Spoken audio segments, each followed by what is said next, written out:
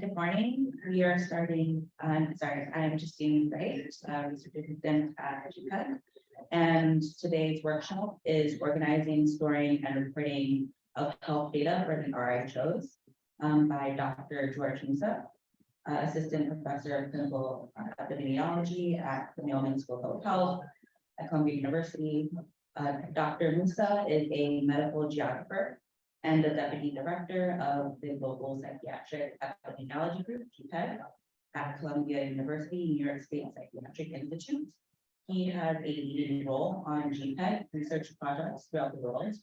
His research focuses on place and its relationship to individual and community health, with a specific interest in suicide surveillance.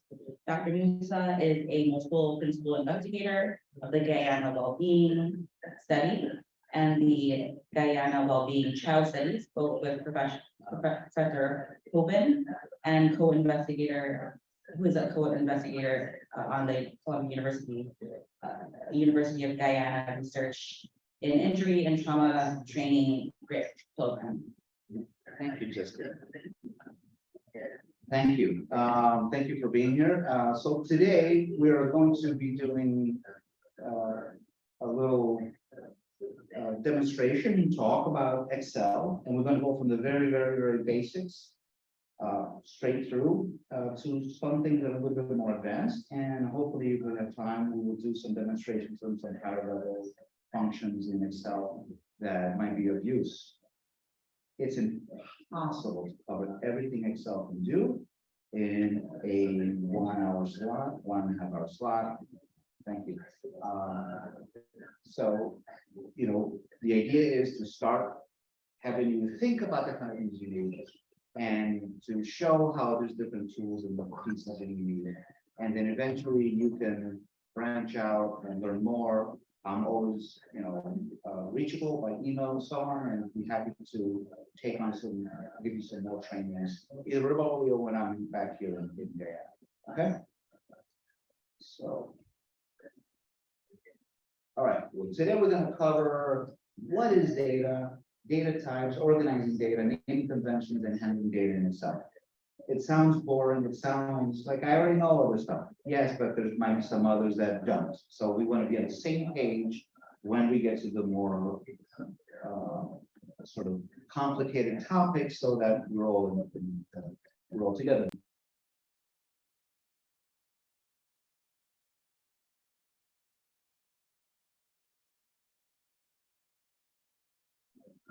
Oh, should I start over?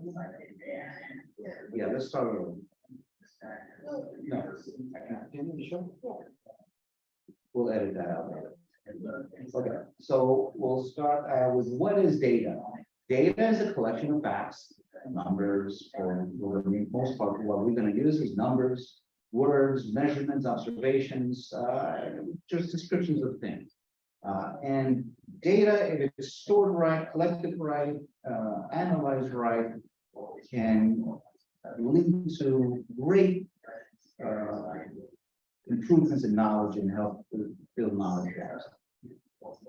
There's two main types of data. There's qualitative data and quantitative data. So qualitative data is things that qualify something. Quantitative, you count, right? Think of numbers. Okay. Although quantitative data, qualitative data also has numbers. Well, they're handled differently. Okay? Qualitative data describes things, and you have two main different types of qualitative data, but for the most part, you have nominal data and ordinal data when you're dealing with qualitative data. So in the nominal area, you name, right?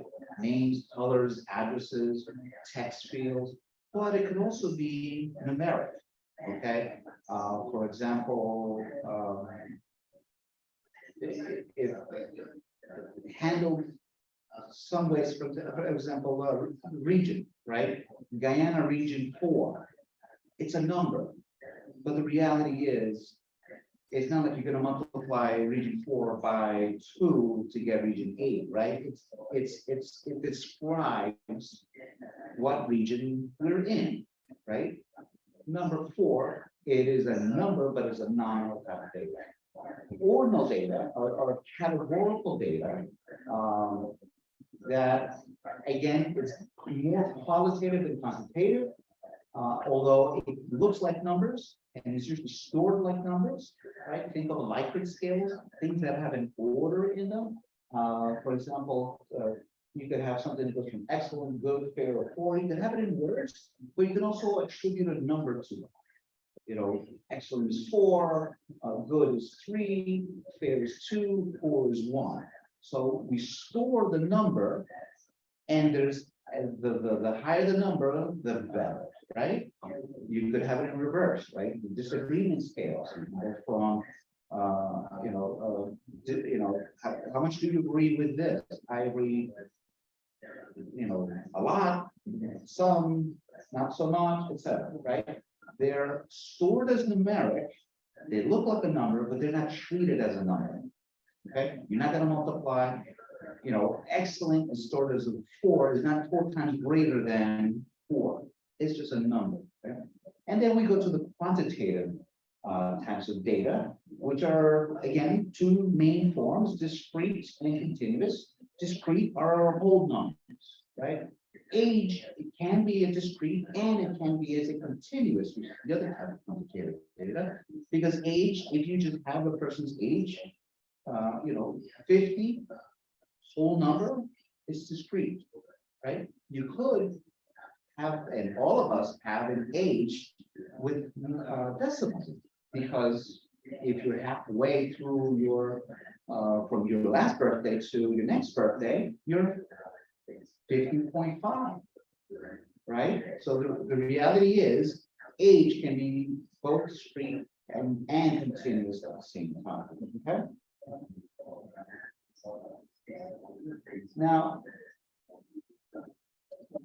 so those are the basic types of data. And now the whole point of today's lecture was more, a workshop is more about how to take the paper-based data that we may have about the RHOs and convert them into digital data in Excel for this most part, so that you can have reports to the RHOs and then the reports back to the ministry in before. And this is a form it's a suicide reporting form that was given to us some time ago that I don't believe is being used, but let's pretend that it is being used. And let's say that it's being used and it's on paper, which I believe that's how everything has been stored thus far. This is at an individual level, okay? And it has several questions, much like a questionnaire, okay? When you're organizing data, you want to take the data and think about it in terms of buckets or bins, right? It's best to organize data in these types of chunks so that you can then figure out how you're going to name the variables that store the data, or in Excel, how you name the variable names will be as a column header, if you want to think of it that way, in terms of a table, right? They're all going to store either nominal data or quantitative data, right? And for here, we have some fields like the filled by, for a name of a person, the date that was filled, and the name of the hospital. So those are nominal and date, right? And that is administrative type of information. So we can think of it, okay, that's thing is administrative. Then we have questions like the sex, the gender, and yes, there's a difference between sex and gender.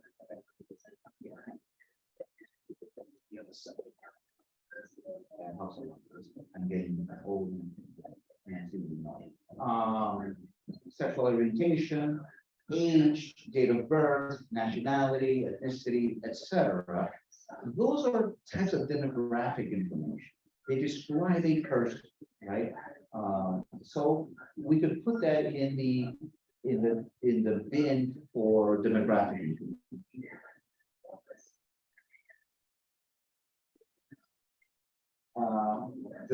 I couldn't fit it all in one slide and be able to read it, so I kind of split it up into two. There's more questions, but I didn't want to go through this form because it's really not being used. So there's additional demographic information. You can call it household information. I just left it as demographic because it describes the person, the way it's ordered. You have education in there and employment status, which ideally don't belong after you get household information.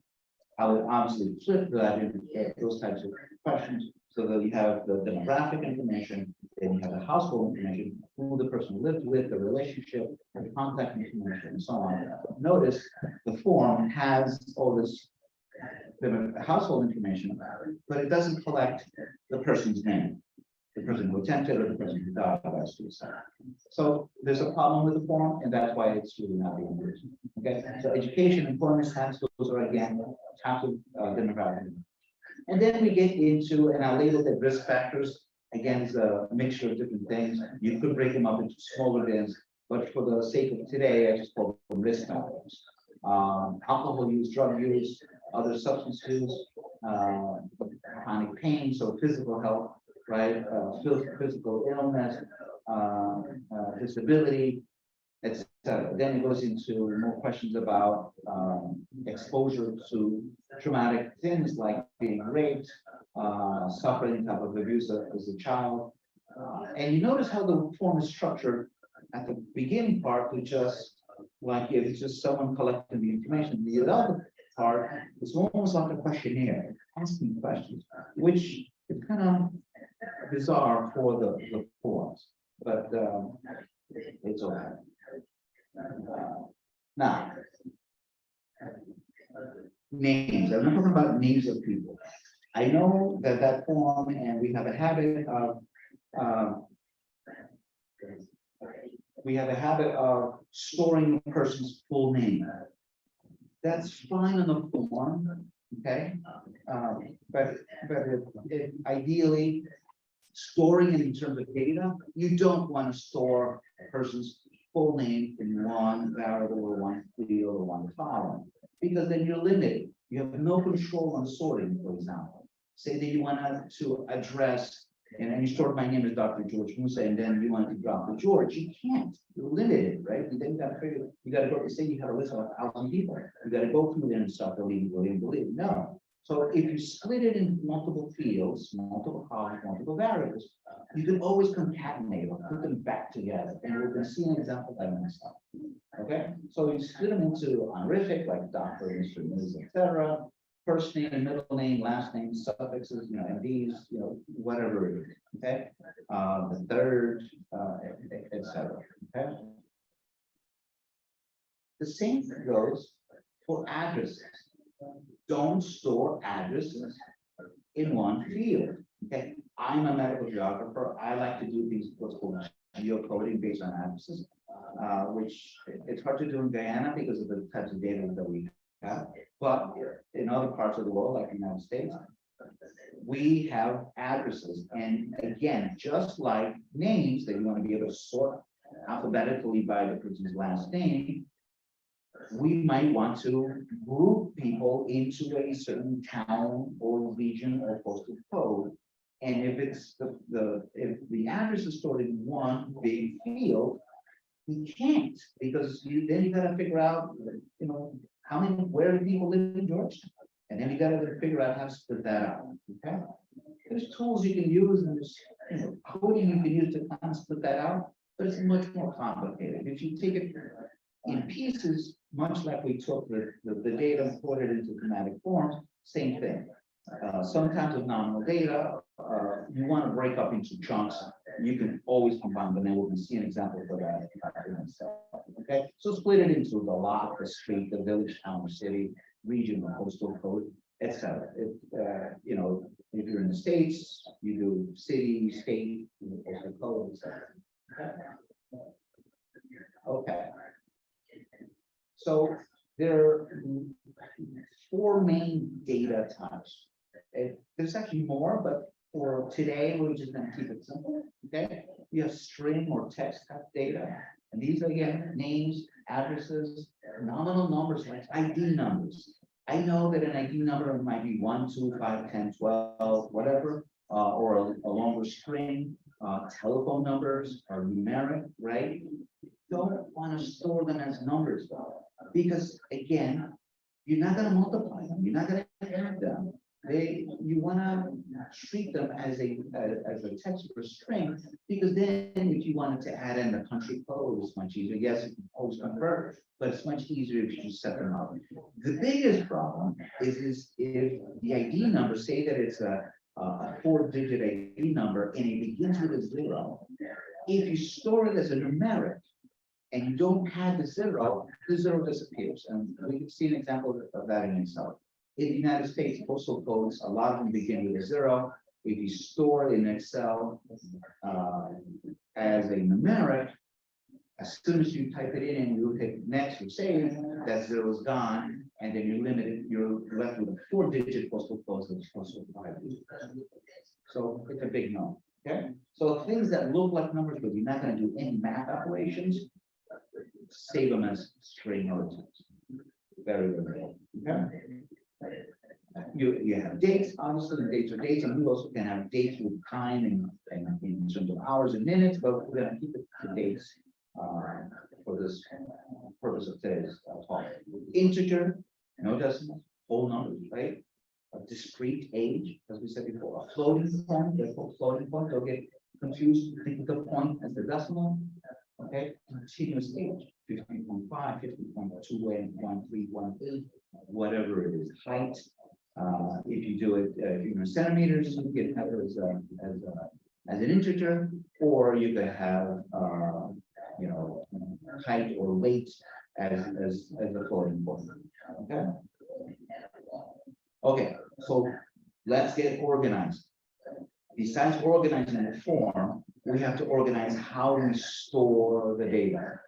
Make our lives easier so we know where the data is, how the data is stored, what the date of the data was, and versions. Okay, let's start with naming conventions.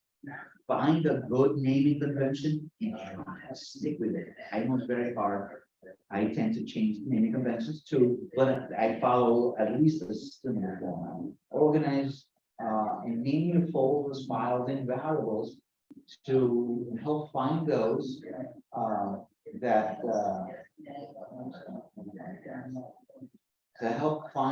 files later and understand what they contain. Okay. Be consistent and descriptive in the naming and organizing so that it's obvious where to find the specific data you're looking for and what the files and the variables contain.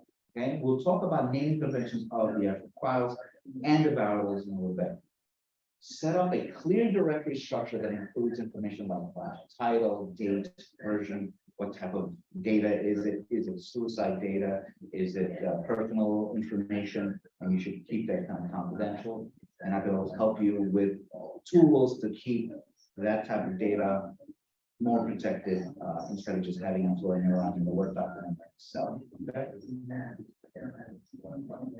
File naming and version. Never name a file based on who created it, like George file DLCS, right? A lot of my students, they'll send me their lab one. They'll just call it lab one ... I send it right back to them and said, you got to put your name, all right? Because I'm going to get 12 different lab ones, and I'm not going to know who it is. I remember one student even sent me not only lab one ...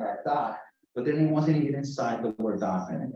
So how am I supposed to know who sent me this? Once I download it, then it's gone. Okay, you want to get credit for what it's. If it's an assignment, put your name on it, but also put a descriptive information on the file name as to what it is. Right? Always name the file based on what it contains, but keep it short. Example, R04, region 4, notice there's the 0 there because there's 10 regions, right? So to be consistent in the length of the prefix, R01, R02, R03, R04, etc. through R10. That way we know it's region 1, region 2, etc. Right? Region 4. Okay. Always include a way of versioning, at least the dates. For example, R04 underscore suicide underscore cases underscore 2022 underscore 11 underscore 17. I know that sounds long. That's probably the longest I would keep to a file name.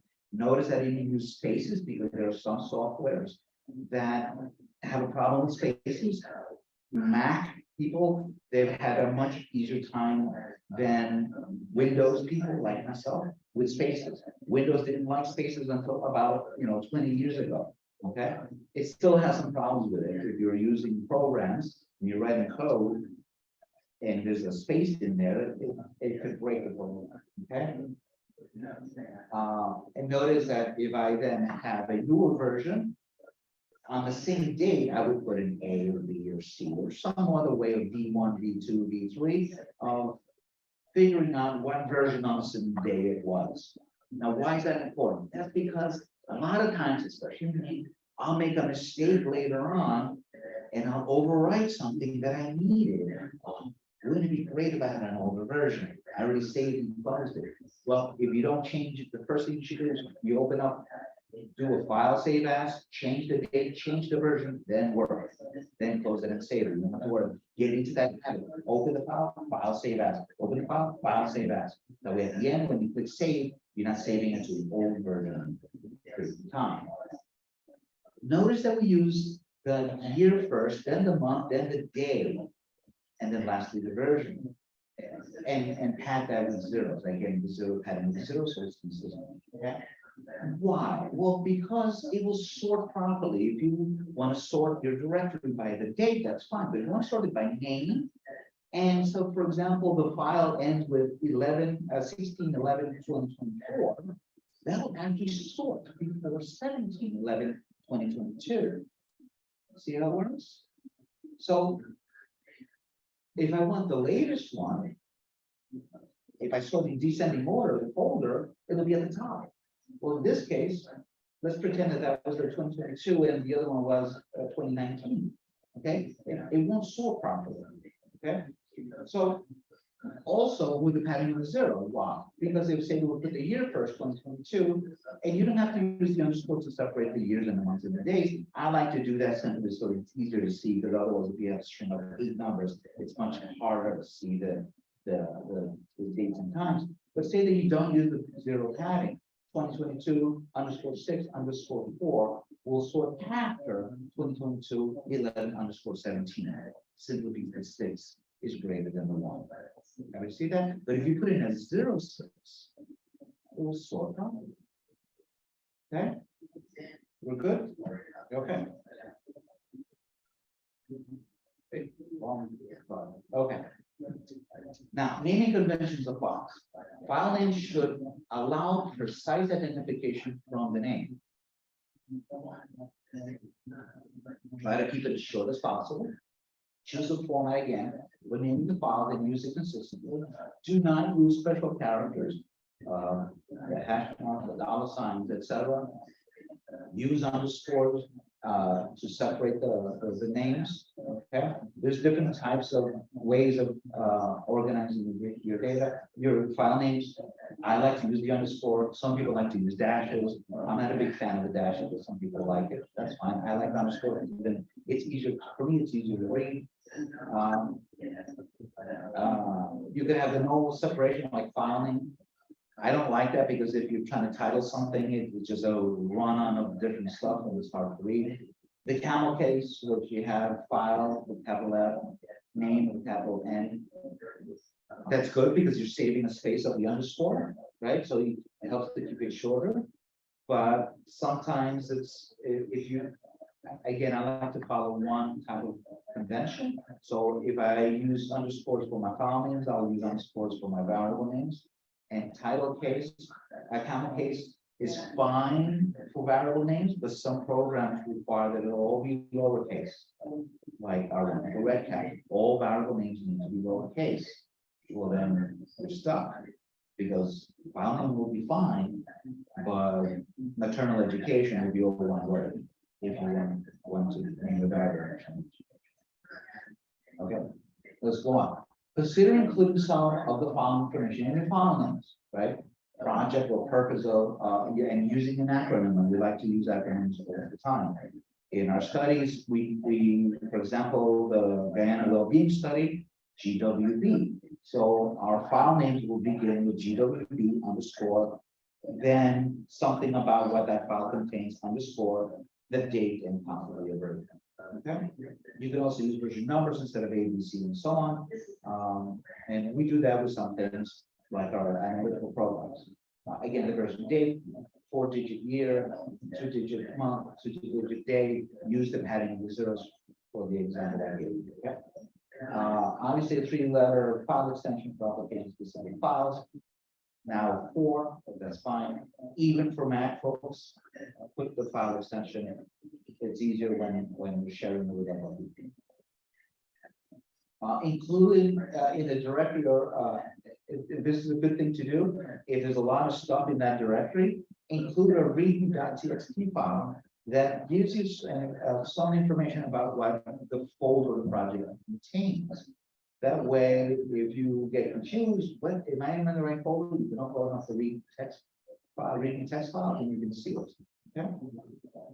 I do that a lot more with certain data that we have a similar structure storing all of our analytical data, and we will have a readme file so that if we have 4 or 5 different analysts, they can open up that file and get some information about the naming structure, the purpose of the data that's there, where to find code books, where to find other stuff.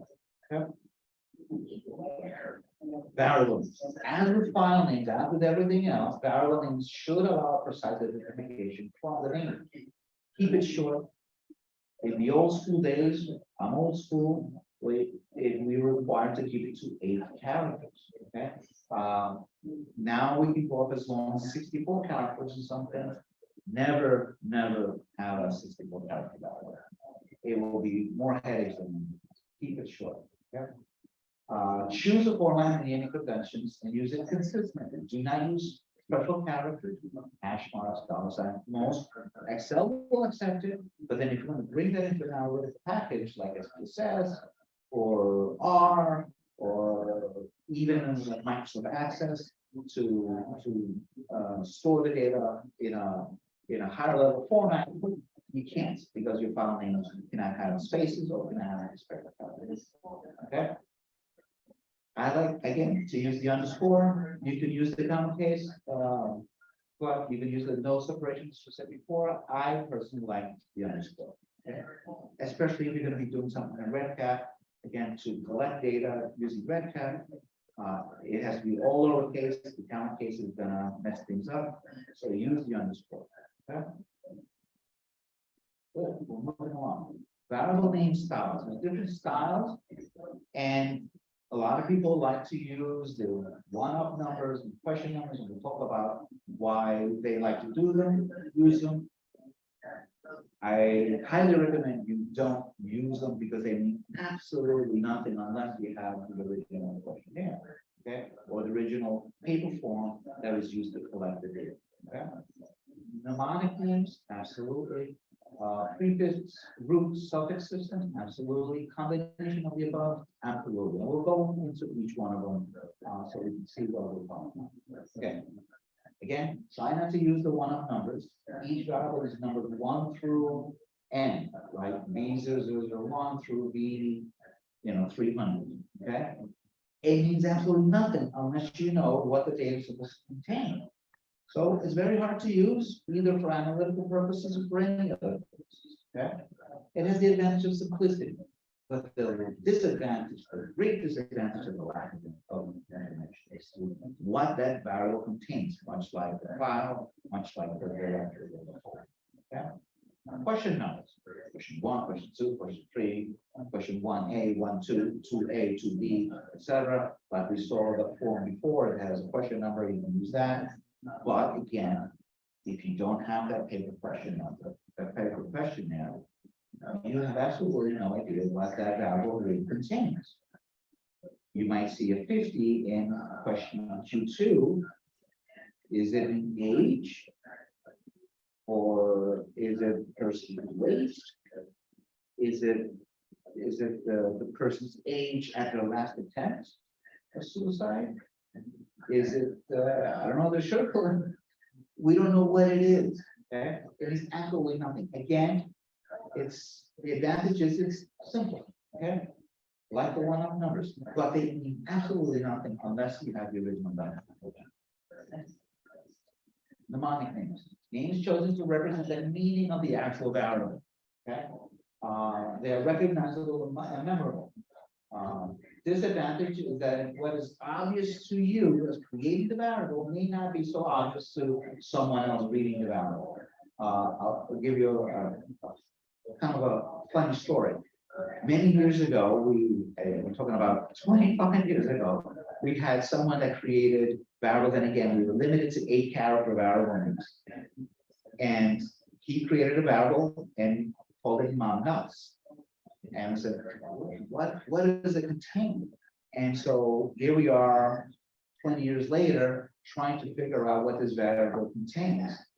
And me and Dr. Fontana, another one of our analysts, we had to then bring out, we had to bring out the original computer, Mac, a 25-year-old Mac that we stored everything because of things like this. Luckily, because it's a Mac, the Windows would have never turned on again, but the Mac turned right on. We found the original program that he used to create that, so that, oh, it's maternal psychopathology. Had the mother ever been diagnosed with any psychopathology in the history? Nuts. Okay, so, but again, it might make sense to you, it may not make sense to anybody else. Again, unless you have some form of documentation. If you have no form of documentation, it's hard, right? So nowadays we can keep it a little longer. We use mnemonic names all the time when we are creating data structures and data to store things. But again, keep it simple. First underscore name. It is what it is, right? Last underscore name. It is what it is. They're not that long. Stick with them. Okay? They can't get very long, but try to keep it short. And again, never use it once. Excel will handle the black space, other programs won't. Okay? Prefix, root, suffix system. Each variable contains a root, possibly a prefix, and possibly a suffix. So when we saw before the form that okay, this is demographic variables, okay. So demographic variables will all have DEM in it, okay, or demographics, right? Then we could have the question numbers, 01, 02, whatever. That's fine, because at least we know this type of demographics. If you have a questionnaire, for example, we like to use, and it's been referred here in other lectures, the PHQ, the patient health questionnaire, to assess depression, right? Each question is slightly different. The scoring algorithms are based on Q1, 2, 3, and so on. So we will call it PHQ underscore PHQ 01, PHQ 2, 02, etc. If it's the PHQ 8 or 9, or go through PHQ 08, 09, etc. That way it makes our lives easier for updating the scoring system, as opposed to changing, coming up with a mnemonic name for each question within the PHQ. So it all depends on the type of data you're using, but at least we know, oh, it's the PHQ. We know we can get the documentation, right? If it's DEM and we know it's HWB, then we know we gotta go get that documentation. So we have it, okay? Purpose of all the variables having to do with education, we could root it as ED. Mother's education would be then EDMO for mother, right? You don't want to keep it to M, because M could be male, right, as opposed to mother. I remember there was we were coming up with the data structure many years ago, and unfortunately I lost the fight where we were taking a family data set. We had the individuals and then we're splitting it and putting it together to a family data set where we interviewed the mother and the father, and the person wanted to start with M for mother, F for father, and it sounds right, but it could also be male and female. What means something to that person means totally something different to someone else, right? So you gotta think of that, okay? One additional character is not that big a deal, okay? Prefixes are often used to indicate conformance, for example, P for parent, C for child. M for mother, again, I don't like M for mother, I'm using this as an example because of our issue that we had with the prior study. Suffixes sometimes are used to indicate the wave of longitudinal data. Longitudinal data is something you collect repeatedly over and over time. For example, you are assessing someone's sugar level every 3 months, right? So have in your naming conventions every variable a way to identify the wave of the data. Okay, for example, M01 could be January, M02, you can't start a variable with a number, so you have to put a letter before it, right? M02, February, etc. If it's a monthly thing, if it's the quarterly thing, Q1 underscore, Q2 underscore, Q3, Q4, right? As long as you have a naming convention and in the README file, you can tell the reader what these Q are, what the M is. So when they open, they see the Excel and they see all these different headings or variable names, they can open up the README and understand what the stuff is about, right? So a combination of the above methods, okay? And we do this at Columbia all the time, more in our prior data because we're limited to 8 characters. Now we tend to have the same structure, but we'll have the underscores to separate things. Everything after the 3 will be a longer sort of variable name, sometimes more descriptive. So for example, parent's age, we will say, or respondent's age will say, P3 underscore rest underscore age as opposed to DM0. Okay, sometimes we'll have it in both ways, but P3 DEM 001. Notice again, pattern of the zeros. If we see in our demographic sections, they go through question 58, we give it an extra 0 in case in a further way, we ended up with more than 100 questions in the DEM section, the demographic section. So do it now, right? So everything is consistent. So the parent, wave 3, quarter 3, whatever you're going to do it. DEM for demographics, 001 for the question. Okay, 001A, 001B, 001C, 001A1, 001A2, etc. All good, all fine. Okay. If it's a check all that apply, 001 underscore 01 underscore 02, etc. Okay. Get a naming convention, try to stick with it, especially if it's longitudinal data. We are in New York, we're following people that we've been following for 20 years, since 9/11. Okay. And this is a data structure that we use for the naming convention we use for our variables. And it's great because then if we have a program for the demographic variables or for the PHQ or whatever, we just have to add on the P3 and then we're good to go. And we can then add on to the data. Okay. Okay, so these are some examples. Let's say that the subject ID of participant's ID is question 1, age is question 2, gender 3, year of education, number of years of education 4, income 5, depression is 1 through 15A. Could have used the PHQ 8 or 9, but this is just an example. This is how they appear on the paper form. Again, the purpose of this talk is how to take paper form data that we've had for years sitting in our cabinets, or even though we're collecting now, and organizing it in a way that we can turn it digital and take us to the next, decade, right? So we could do the one-up numbers, B1, B2, etc., B20. Again, they don't really mean anything different than the question number. Okay, mnemonic names, ID, age, gender, education, income, SAD, suicide, etc. Okay, can get the one in common with the mnemonic names is that there's different types of SAD. So maybe the questions are kind of slightly similar. So what are you gonna say? SAD 1, SAD 2. It can get tricky with the mnemonic names. Okay, but we still use them all the time. Or again, the combination of methods, ID for the ID, demographics, I'm going to put an underscore here just so that we can separate it, but DEM 01, 02, etc., depression, DEP 01, or PHQ 01, PHQ 02, etc. Again, you take the form, you break it up into chunks, into bins, into themes. You then come up with a 3-character acronym to describe that section, and that's what you use for the combination. Good so far? I don't go on fast. I want to really get into the fun part of Excel. Okay? And for those of you that came in later, all of this will be recorded, or we can talk afterwards. We'll have plenty of time to talk about these. So now the nice things of Excel.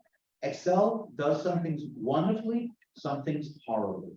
Okay, it's good and easy to enter data, but one of the biggest problems with Excel is that, remember when we talked about data types, where we had dates and numbers and integers, etc. In Excel, Excel doesn't care. You in the same column, you can have a person's name, you can have the address, you can have the age, it doesn't care. But the reality is, when we take that data and bring it to the Microsoft Access, the SQL, the analytical programs like R, SPSS, it's not going to handle it. Okay, they need to have data types. Each column should have a different data type. So that's one of the problems with Excel. Okay, but it is very useful. I use Excel all the time. I actually use Excel, as we'll see with concatenations, to help me write code programs to analyze data all the time. Okay, so I know most of you are probably familiar with Excel, but I just wanted to bring us all on the same page. Okay, Excel stores everything in columns, A, B, C, D, whatever, and then in rows. In each column, for us, data person, people, each column represents a variable, much like we talked about DEM, etc. Each row represents a person. Okay? This is one of the things about the Excel that I said, that contain multiple things. This is some country data, HDI, the Human Development Index, for each country. When you download it in Excel, this is what you have. But if I want to bring it into an analytical program, I can't use it this way. Why? Because it has all of this header information. So I have to get rid of the header information. And the variable names are somewhat here. So this is 1990, 1991, 92. So the variables are actually just the years. So then I can't have a variable name in SPSS as just numeric. I have to put a Y in front of it at least. Or my case, because I'm going to take the HDI data and attach other data like population, area, land size, whatever, I'll say HDI underscore 1990, etc. Okay. And again, I use Excel and I use the concatenations to help me name these variables. And I'll show you a trick in there. Okay. Notice the dot. That means it's missing data. But I have to get rid of that if I'm to bring it into an analytical program. Because then the dot will say, wait a minute, that's a string type, that's a text type. It's not numeric. So first thing I do is find and replace dot, replace it with empty. Okay, get rid of it. Now I know it's missing. Okay, and then I can bring it into something else. Right after I delete the headers and I rename the variables, and I delete all the columns in the middle that don't really have anything. Okay. The data menu allows you to sort, filter, view to select file items, and one of the most powerful activities, text to columns.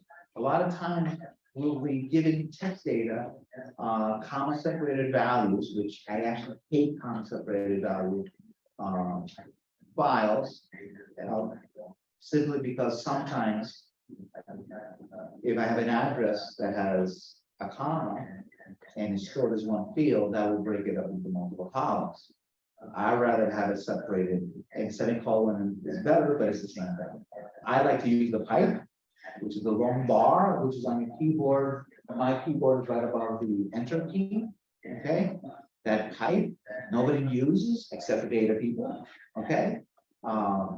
If you're using Red Hat to collect data, you can use the pipe in the data dictionary and it handles it just fine for that same reason. CSVs are notorious problems, okay? They're great to save it as that type of file type.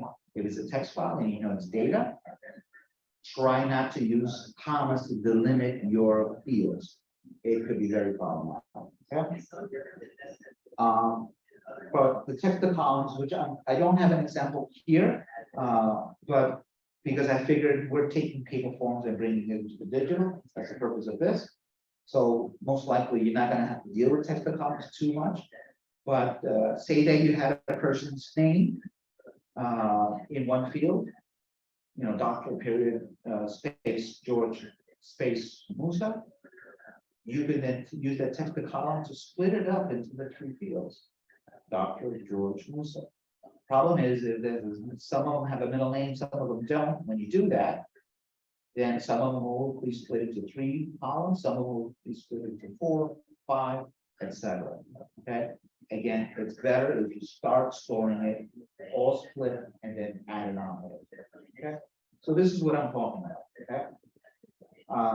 So here's a screenshot of Excel using what's called concatenation. Yes, we'll talk about functions later, and those of us that are more familiar with programming, there's a concatenation function. In Excel is pointless. It's easier to use than ampersand. Add string variables together. Okay. One of the nice things about Excel is that if it's a number, it doesn't care. It doesn't have to convert. It'll add it as a string. It'll treat it as a string. You can have to store it in there. Okay. So we have the honorific. You know, doctor, miss, whatever. We have the first underscore name. We have the middle underscore name, last underscore name. I could have said first, middle, last, but it could be what? First, you know, attempted suicide, the date, right? We don't know. So first name, middle name, last name. We have the suffix. And then we can add them together by having another column called full underscore name, where we, in Excel, if you put an equal sign in the cell, it tells Excel, okay, I'm going to put it in an equation here. Okay. And so again, everything is referred to as the column name by the row number. So equals A2 ampersand, adding on in double quotes, a space, ampersand, B2, ampersand, etc., all the way through. That then ends up like this. I should have.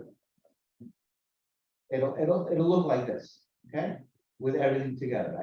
I unfortunately I put this right on top of it. I should have had a screenshot that's showing the full name, but that's okay. You'll see it in another screen, okay. And then here's one of the problems, right? I want to sort. I can sort in Excel. Before you sort, you see this little triangle here. That tells Excel select everything in the spreadsheet in this one form. That's this one sheet. If you don't do that and you sort, you could be sorting that column and leaving everything else in place. It's one of the things I don't like about Excel. And thus, the full name might be sorted differently, and it doesn't match the person. Okay. That happened to my wife one time. She's in the business world, and she was sending out, doing a mail merge, a massive, about 1,000 emails at the same time, and she didn't select the triangle, and she sorted by the person's name, and then the emails no longer matched the name, and so the person got an email saying, "Hi, George," and the person's name is Mary. Sally, I think you sent this to the wrong person, right? It was actually my fault. I shouldn't say that it was her. It was my fault. We were doing this really rush trying to get it out, and I shouldn't take it when I wasn't. Anyway, I wasn't careful enough. But that's because somehow the file got pulled out of whack, right? So if I click on the sort, I can sort in more advanced mode. sort by last name, cell values, A to Z. I could do it in descending order if I want. Then sort by first name, et cetera, et cetera. You hit OK. If I sorted based on the full name, this is what I was referring to before.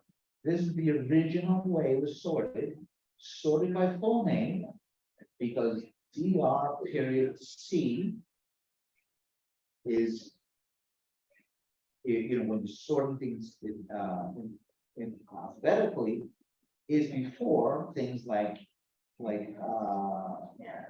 DR period W, right? So it ends up being like this, and the DR comes before the MS, comes before the MR. So what happens is the doctors stay at the top, didn't change, but then Mr. Stephen Young moves higher up the rank. And then all the misses, because S comes after R in the alphabet, get pushed down. Well, is that alphabetized by last name? No, but if you alphabetize it this way, split fields, now we have a Dupro, Hogan, Sue, Khan, Musa, Ryan, Wright, Young, Zena, in proper sort, right? That's why we want to have all the names more broken up in multiple fields. Same thing with addresses. Then we can sort everybody who lives in Georgetown, or we can group them. Everybody lives in Georgetown, etc. Okay, we're good. All right. You can filter. So you have the full list, but I only want to see those that are missed, right, or missed. So I turn on the filtering by clicking. I apologize. I thought I had a little picture of it looks like a little. You can see it kind of here. You see the little funnel looking thing, right? So when you click this menu item, you can either sort or filter. When you click this, you'll either get the different ways of sorting, or you'll see another filter. You click the filter, and that gives you. You do that at the top row. It then drops. It creates this little drop down triangles. And when you click it, the default is everything. So select all, instead of the checkbox. Well, I don't want to see them. I only want to see the list. So I click select all, that erases everything, and then I click the list only. What happens then is that I only get to see the miss, and all the misses are here. And notice what it does is that it hides rows. No longer is it showing here 1, 2, 3, 4, 5, 6, 7, 8, 9, 10. It didn't change the stores. It just hides those that are not. So now what I can do is I can select these cells and copy it and paste it into a new spreadsheet, and I'm only copying those that are missed. So let's pretend that I only wanted to copy the addresses of those that live in Georgetown. I can do the same thing, copy that, and then I want to send them a letter. I want to send someone to go visit them. I can just paste it, right? Or maybe I only want those that are in the East Bank. And if I had, again, if I have a column and I did it right, I say East Bank, Georgetown. If I have those in East Bank, I can then filter out and say, okay, social workers, go to East Bank. These are your addresses you're going to go. You're going to go to the city proper. This is those that you're going to go to that. If you're going to go to region to a different part of Guyana, different region, different village, same thing. You can then filter for those and then generate that data just for those. Then you want to isolate those that are suicides versus death. If you have a column, and I know we like to highlight things in color. Yes, they're pretty, they're beautiful, but you can't filter them. You kind of can, but it's harder. Okay, create a column that has an attribute that you can filter by. It will make your lives so much easier. Okay. Okay. So before we talk about what functions in Excel I like to use, we talked a little bit about the concatenation function. Let's go back a little bit and discuss what a function is for those of us that don't know. A function is like a mini program that does something that is designed to do. And sometimes it doesn't accept what's called a parameter or an argument that's inside the function that tells that these are the kinds of things that I need to know what to do and how to do it. And then some functions return things, some others don't. But for the most part, in Excel, all functions will have an open and closing parenthesis. They'll have a function name, open and close parenthesis, and we'll see that in a second. And then inside there could be 1 or 0, none, or 1 or 2 or 3 quote unquote parameters. These are optional parameters that will have square brackets around the name of the parameter, or again, the piece of information that is needed for the function to behave properly. And if you don't do it right, Excel will complain. Okay, or Excel has to complain. Okay. Excel will also give you hints about how many and which parameters are needed. Okay. All right. So one of the favorite functions I have is the count if. Okay. Count if. I want to know how many doctors I have in my spreadsheet. I want to know how many misses I have in my spreadsheet. How many misses I have in my spreadsheet. Okay. So the count if again equals tells Excel it's an equation. The parenthesis tell Excel is a function. The Excel function name count if has 2 parameters: range, the range of your Excel, and the criteria. And the criteria is usually quotes, double quotes. Okay. So count if the range A2 to A10, if it's a doctor. A2 to A10, why is A2 to A10? A2, I don't need the honorific, that's my variable label, right? A2 through A10. I want to count up how many doctors are in here, how many misses are in here, how many misters. Yes, I can sort it and count it by hand. But why? I'm in Excel. I've actually seen people, I kid you not, have Excel open, take out a calculator to multiply and add. Why are you doing that? That's what Excel does, the easiest thing to do in Excel, right? Okay, let's go back to Excel. So if I'm in Excel, I'm not gonna do it by hand. Okay, I'm lazy. And if I have 1,000 of them, I don't want to sit there and count. Okay, so I use the count if. So for example, for the conference, we had a list of all the presenters. I wanted to know how many were going to be in person, how many were going to be on Zoom, how many are going to be whatever. I have the Excel, do a count if. I know how many are in person, right? Count if, the range A2 to A10, doctor, enclosed, etc. And here's the result: 3, 5, and 1. Except. Okay. Okay. So we're getting to the end of the slide, and then we're actually going to launch Excel and play with it. Okay. Concatenation, again, concatenates things together. Don't use the function, just use the ampersand. It behaves the same way. To convert a number to text, you just add a symbol apostrophe at the beginning. Yeah, you can tell Excel this is the following, but sometimes you then export it as a CSV or as something else. The other program might pick it up as a numeric if it's a zip code. I want to avoid dropping that 0. So if you put a symbol apostrophe at the beginning of the Excel, it'll force Excel to store it as a string. Something else that I do is that I concatenate an empty string at the front of it, right? So I'll do equals, double quotes, ampersand, whatever else is there. And that forces Excel to treat it as a string, okay? Even when I export it out.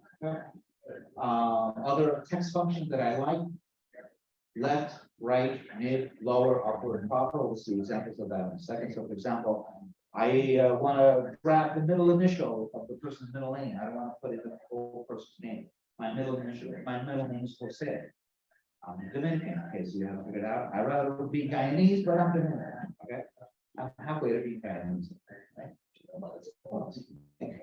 Okay, so, but you know, some people's middle names are very, very long. If you're trying to compose a letter or an email, and it's just too long, so we like to use the middle initial. It's easy to grab the middle initial if you have the middle name in a specific column, right? We use the left function to do that. And we'll see examples of that. You can split text into multiple columns, again with the delimited text to columns function in Excel that is in a menu item. You can convert lists from horizontals to vertical. So say that your data, instead of saying first name, middle name, last name, it's first name, middle name, last name, and just goes on like that. You can transpose the data, copy, and then paste special, transpose. You can choose it from vertical to horizontal. Okay. So these are some examples of the lower, upper, proper, and the left. The right does the same thing. The mid does the same thing, except that the mid has two parameters: the starting character and how many characters after that. So lower equals lower, parentheses P2. It changes everything to lowercase. Upper changes everything to uppercase. Here I just concatenated the two to give you an example of proper. What does the proper do? The proper, again, one parameter, H2, puts it into title case. So you have the first character of the word will be capital, and then the rest is lowercase. So, for example, we received a lot of wonderful abstracts and titles of abstracts that were all lower, some were all lowercase, some were uppercase, some were, and you had the first character as the capital, and everything was all lowercase, but we wanted to use a title case in the program. So we used upper, branded, and boom. Sometimes it doesn't work when you have abbreviations inside, like PTSD, right? Then it'll be capital P, lower P, TSD. So you can then copy paste special as values and fix by hand. But if you have 1,000 abstracts and you got a handful that you need to fix, it's a lot of work that you see. First initial. And I use the last name because I want to keep the same image.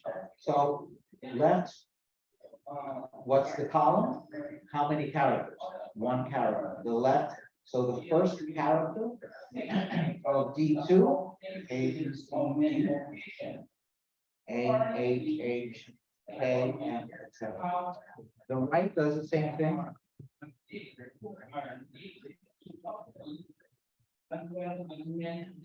I use the right function. Say that I wanted to split up, I had a name field, and I wanted to split up, I actually wanted to grab the person's last name. I use a function called search, and I search for a blank space, and I tell it I want the last one. And that gives me the numerical placement of the blank space in that column. And then I tell it, okay, give me all give me the right of that column, starting at the search place and go on to the end. A little more complicated than that, but basically that's what it's doing. And then it grabs the last. Okay, but it's a lot harder. Again, I have it already as a separate field. Okay, now there's this fantastic library of 100 useful functions. And this is where we're going to go and we're going to check out some of these functions. This is my email. Let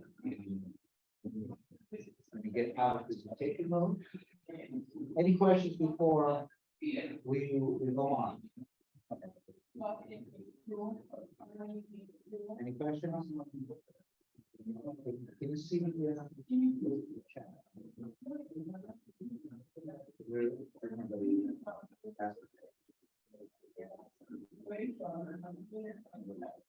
So we're going to copy this.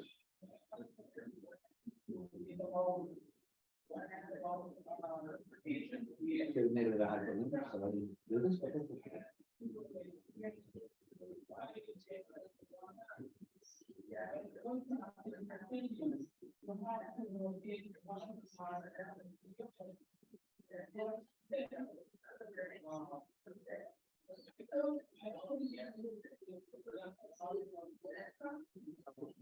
Now it's 101. See that? Yeah, they're that's pretty. So this has date and time functions. Okay, so if you want to know today, for example, fill in the grab the date, grab now, which is the time. So the function is today, open and close parentheses, returns the current date. Now, it returns the current time. Okay, so if you want to grab that in your spreadsheet, and you know you're entering all this data, and you have the remember that in that paper form, this the date that it was collected, or the date that it was entered, you wanted to keep a version of that, is when it was entered, the last time it was modified. You can put that in. Careful, every time you open that Excel spreadsheet, it's going to update the date, it's going to update the time. So I would copy it, copy that column, right click, paste threshold, paste those values, that locks in the value. It doesn't change every time you open it. Okay? If you want to know, if you had a date field and you want to know the year, the month, and the day, again, to break up, you had a date of birth, and you wanted to know, you want to filter all of those that were born in 2002, for example. Okay, you can break it up by having the year function, the month function, and the day function. Okay, and then you can also have a date function. Say that you had it in the reverse. You have 3 different columns: the year, the month, and the day. You can tell the date equals, and then you tell the 3 columns for the year, the month, and the day. It returns a date in Excel. Okay. I'm not going to go through all of them because we will be here about 12 years. You don't have to put in the actual cells. You can actually do it, with passing in a string or a text inside quotes. But that's if you're going to do one. If you're going to do 1,500, just do it as you can do the same thing with time. Okay, you can do the same thing, date diff and year frac. So in other words, if you want to compute someone's continuous age, okay, and you had the date of birth and you had the date of last visit at your clinic, and you want to know exactly how old they were, we do this all the time. I'll tell you a very important reason why in a second. If you want to know exactly how old, you can use the date diff by having the first date, the last date. What is it you want? How many? I usually like to do days, D, and then divide it by 365.25. Don't forget that 0.25, because every 4 years, right, you have an extra day. So if you divide it by 365.25, you'll get a more accurate continuous age. Why do we do that? You ever ask a 17-year-old person how old they are? And they're a few months before their birthday. How old are you? I'm 18. No, not quite. Okay, if we're using consent forms to do an interview, I need to use a separate consent form for those that are under the age of 18 versus those that are 18 and over. I need to know exactly how old they are today. Okay, that's a perfect example. Something else, if a special vaccine that is only for X age persons, you need to know. There's certain COVID vaccines that are only authorized for 12 and whatever. You don't want to give someone who's 11 and a half the vaccine at the same dose because you could have a problem, right? So 365.25, and then you divide it, and then you can get the decimal age. Very important. You can always round. There's another function in Excel called round. There's a round up. There's a round down. There's a round that you can say to how many decimal places you want to do. Yeah. They have the 1, 5, 10, 12, decimal places. And so very easy, very, very powerful. I'm not going to go through all of them. I'll go through, the E date in the end of the month. What is the last day of the month? How many of us forget and you have to count? It's okay, January, February.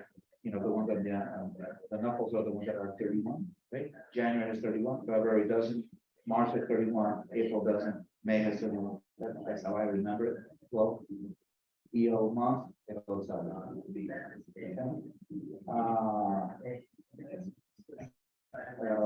Work day versus networking days. Okay, network days. Is it a weekend day? The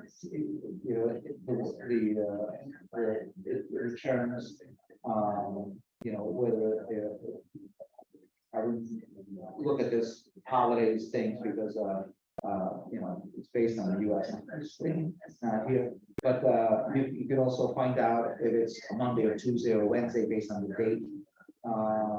So if you want to look at the data and you want to see, do we have, what day of the week do we have more suicides?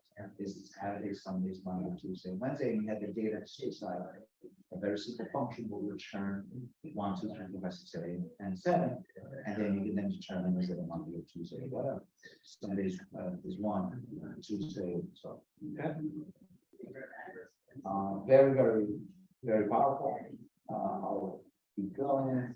What else? Is blank, is error, is number, is formula. These are a little bit more advanced. I use the is and a all the time.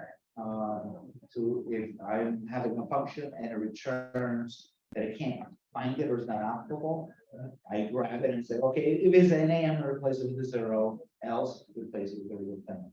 Right? Logical functions, the and or not. This is one of the things I don't like about Excel. Instead of saying if it's equal to this, and if it's equal to that, and if it's equal to that, you have to do an and function. So it's and the if cell A2 equals and parenthesis, and you put the different values separated by comma, or it's the same thing if A2 equals to or, and then you put all the possible. It's a function, and an or are functions. Okay? And the not is the same thing, which reverses it, right? So if we return the negative number, then it becomes positive. Not empty, not if you want to write everybody who doesn't begin with the letter A, not right. If an the if function, I don't really use the if function, but if function I use all the time. If then else, that's the basics of all programming ever. Okay. For example, when we were sending out all the wonderful invites and reminders, we want to send presenters something different than those that were attending, that were not presenting. If presenter, then I'm going to send this, else I'm going to present something else, right? Very straightforward, can be nested. If the criteria is true, then I'm going to do this, else another if statement in there, and then I need else another thing. You can grow and grow and grow, like this example here. Okay, it looks like gibberish, but incredibly hard. Lookup and references, the VLOOKUP is a very, and the search is very powerful. Substitute and replace to change strings. So again, it's 101. Here's the transpose. You can transpose using a function. Because if you did want to copy and paste transpose, you can use the transpose function. So you had an item and the cost, and you're going to turn it into this way. Easy enough. And so again, you can go on and on and on. The sum, this is one of the easier ones. If you want to sum all of the price of it's a budget thing you're doing, you can do the sums by having very sum. You do sum if, so it ignores some things, right? Which is higher up from the just sum everything. We'll sum only those that are in red or blue states. So sum if the range, what is the criteria? Red, and then the range where the C is the color. So sum if the range and the criteria, and then where the values are that you want to sum. In this case, is the and again, we could go on and on and on for all of this. They're very simple. They can get very complicated. Here's the round, right? Round up, round down, and integer, just to grab the integer, right? So if you have a number 11.7777 and you want to round to one digit, 11.8. Okay, and rounds. You can round up to 11.8 is a round up function. You can round down to 11.7. With the round down function, you can just grab the integer. And round ceiling and floors are very useful. It's almost like round up or round down, but you can bring it to different places. The mod, which number appears the most, or how many times it appears. Some product, again, 100 average, right? Text functions, these are the left, right, and mid, that I kind of covered already. The length of the text equals length, put in parentheses, it returns a number of how long something is. Okay, the character. So we drove that power as far as we could. It's 36 characters. Okay. He had a question. You have a question? I was wondering, Sorry. what is the difference between round and integer? So you round gives you more flexibility to round to different decimal places, right? And so if you were rounding 11.7, and you say 0, so because I only want, it'll round to 12, right? But if you say integer, it'll just round 11. It'll drop the decimals. So if you round down and to 0 decimals, is that the same thing as integer? Same thing as integer, but again, it gives you more flexibility as to round down to how many decimals you want. There are a lot of functions that are similar. Again, some of the functions I don't bother to use like that from cat. I just use the ampersand. It's easier to read. You know, one of the problems with you have many strings inside separated by commas inside a function. It's hard to see how it's going to come together. It's just easier to put the ampersand in and you can see how it. Something that I do a lot with the concat is I'll have if statements. Say, for example, someone registered and they didn't choose an honorific, Ms.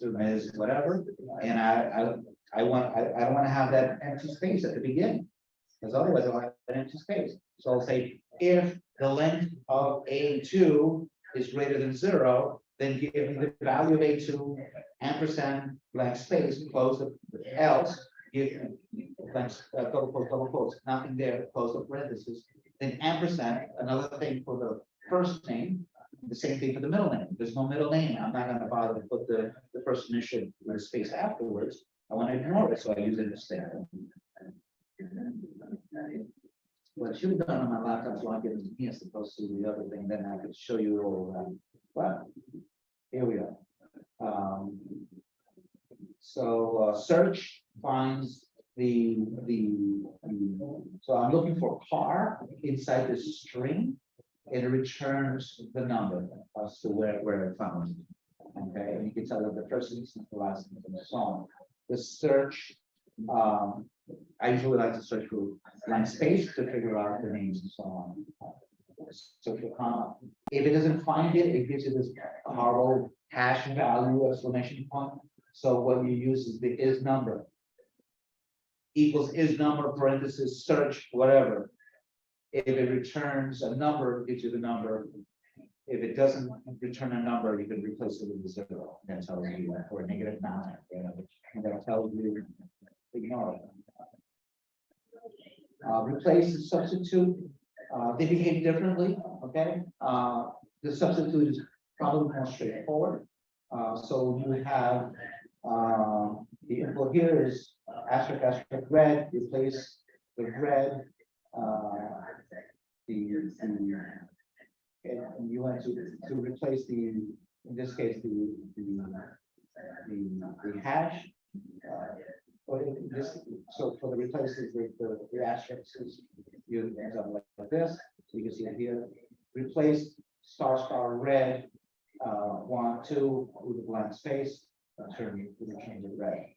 It's more complicated to read. So I'm going to replace red, the first thing, and replace the second with a string. I rather use substitute, and again, I put in this case we want to replace the hash red hash. Replace, because I would actually say replace E5 the hash with a blank, and it'll return the red. Okay. Code character. This is more to turn strings into numerical codes that can handle it differently. The trim, if you have blank spaces afterwards or blank spaces before it, and you surround something, so for example, if you have someone entered in, I entered into the spreadsheet George, and I put a space afterwards. I can get rid of that space afterwards by surrounding it with the trim. Okay, it'll just then return George, no space afterwards. And so I'll do that before I concatenate it again. Because otherwise, if there's a George space, and then I'm adding another space before the last name, it'll be George space instead of George space. So I'll trim it before I add it on. Again, you can get more and more complicated. Again, the text join, concatenate, don't bother. So you can see, I mean, I guess if you're doing a big string of different things, sure. Okay. And how do you want to join it? You want to join it with a comma. Useful. Okay. Upper, lower, proper. Kind of went over that already. Text, you can convert numerical to text. You can format text. So if you have 1,000 and you want to format it with $signs or slightly different for each one, you can do that. Okay. And I do that all the time. One of the things I like to do is if I'm doing a budget and I know the person wants it in Microsoft Word or a Word file, I'll do the text format so it adds the proper commas and adds a $sign, because when you copy and paste itself into Word, sometimes it drops it. So if I do that, so for example, I'm doing a budget or a budget justification, I'll lay out all my tables in Excel and copy and paste it into Word, and then I don't have to do anything. I can just send it over. So it's a good way to do a report. And then it into dynamic arrays. That's much. And those are the sort of. It seems a lot less than 101, if you ask me, but that's it. Let's do Excel. It's probably going to give me an error because for some reason it wants me, although this is my personal laptop, and yes, I have a license for Excel. It's going to tell me that it's unlicensed. I don't know why. I will credit for 5 more days. That's fine. I'll do log into my own account. Okay, so let's play a little bit. I'm going to make this a little bit bigger. So again, you can change the width of the columns this way. You can change the rows this way. You can select all, you click here. You can select columns by just selecting the columns. You can select specific rows by selecting specific rows. Okay. I'm gonna make this bigger. I'm just holding down my control key and I'm scrolling on my mouse so you guys can see it a little better. So I'm just gonna start typing in here gibberish stuff so you can see some additional things. The little red light house. Now notice that if I shrunk this now and I put something else next to it, I don't know. Is there The Great Bridge. sorry? The Great Bridge, right. Notice that I can't see the rest of this, right? I can see the rest. If there's nothing next to it, it's fine, but I can also just double click here and it expands it. Be careful. If there's a big paragraph in there, you won't be able to see anything else. Well, in that case, you can right click and you can say column width and tell it, I want 12 characters. And that makes it right. Okay, I have to do that all the time, so by mistake, I again big sentence. And I can't see anything else after it. Okay? Another something that you might want to do if you can select that field and you click the wrap text and it wraps the text and you can see it. I actually don't like wrap text too much, but that's fine. Something that's very useful when you're dealing with data. So let's say that we have ID. We have first name, middle name. I forgot the honorific, so I can click on B, insert honorific, or you can say title. I like to use honorific usually because title would be in the title position, right? Suffix. Even though most of the time I'm always gonna have suffix, I still have it in there. Easier to add it now, right? Full name. If I was smart, I would say this is my flash drive. But I did, but that's fine. Okay. Sex, age, DOB. Okay. Notice, I can't see my first columns in it. And if I scroll, I can't see the first row in it. So if I have 100 people, this 8, what is that again? I gotta keep scrolling. Well, it's very simple. I position my cursor on B2, and then I go to freeze to my view, which I assume menu is in my way. I go to my view menu. Freeze menu.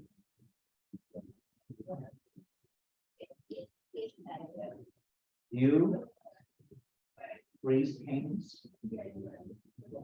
Here. And I say freeze panes, I could freeze the top row, I could freeze first column.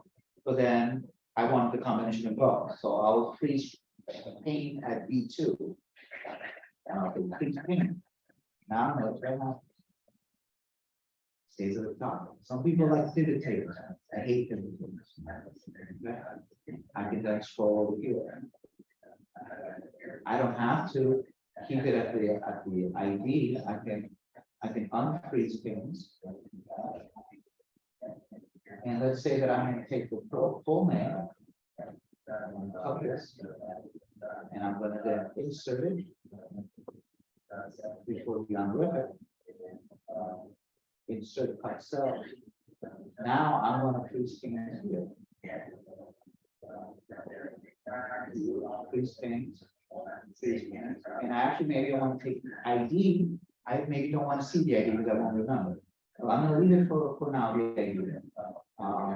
I can always right click and hide the column, and I won't see it. Problem is, if you hide stuff, don't forget to unhide it before you copy and paste, because when you copy and paste, you're not filtering, you just hide it. And then it's hard to, you have to open up each one like that. If you're going to hide a lot of columns, you can click on the select all and then right click on hide. And unhide them. Okay. I'm going to do a counter for the ID. So equals the prior cell plus 1. Now I can go here into the little dot, the little square box, and I'm able to see it. If I double click, or I can drag down. And fills it. So now I have 18, right? So honor I'll say, well, I'll do the honor first. So we'll say Dr. George. I'll give you a couple spaces so you can see what I'm talking about. Middle name will say. That last one, look at that.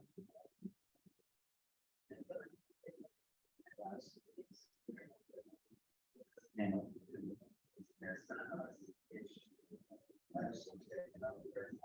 male, age, 52. I won't give him a real date of birth. I'll say 90. Obviously, you could also do, to see if in fact it's true. I could also do. I'll show you how to choose. So the full name equals that ampersand last phrase.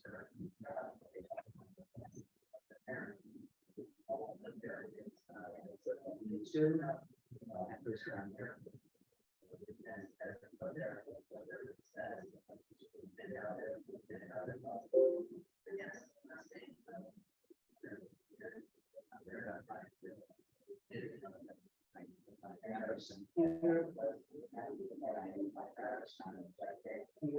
See the complaint. They said, what you're trying to do doesn't make any sense.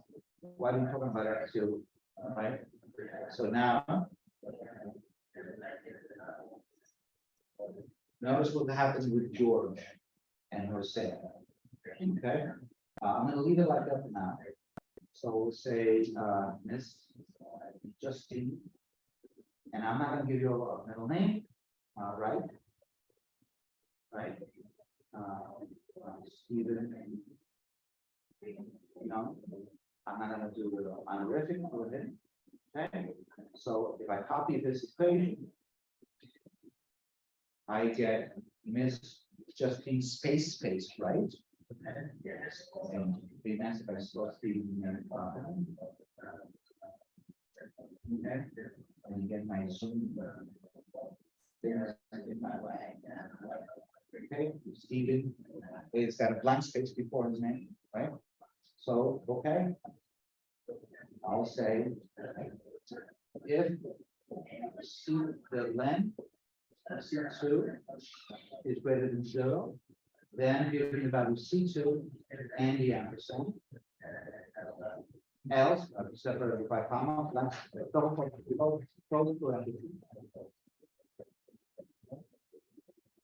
that will fix Stephen's problem. Right? That fixes Stephen's problem. Let's fix Justine's problem. The same thing. If the length of B2 is greater than 0, then you return B2 ampersand go to the space. We're running out of time, right? Else, B2. That fixes Justine's problem. But now I gotta fix George's problem. What I need to do is put a trim before the C2, just in case his last space is non-honorific, a trim before B2. I should have a misstatement for the last name, and I should have it here, but I'm running out of time. So I'm gonna say trim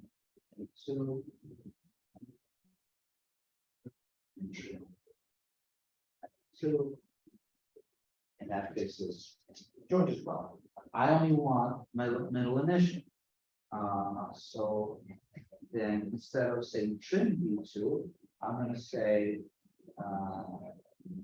sorry, E2, the middle initial. I don't want the trim B2.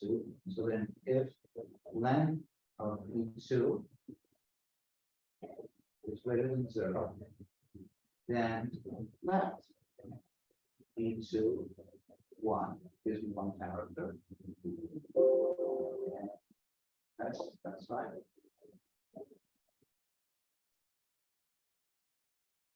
And I didn't have an else statement, so where's the 1 character? This that's good. And here.